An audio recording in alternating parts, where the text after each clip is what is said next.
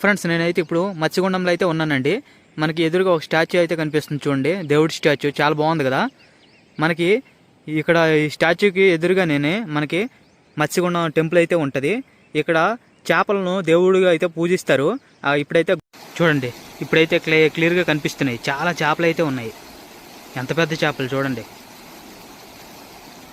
ఇవన్నీ కూడా ఇక్కడ వీళ్ళకి దేవుడితో సమానం.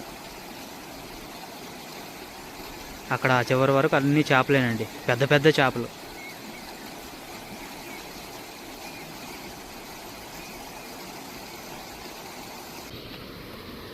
ఇదిగోండి ఎంత బాగుంది కదా బ్రిడ్జ్.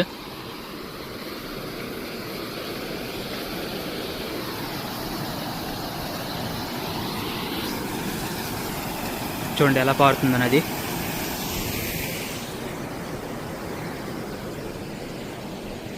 ఇక్కడ వాటర్ ఫ్లో అంత అయితే లేదు, అక్కడైతే ఉంది. టెంపుల్కి అయితే వెళ్దాం.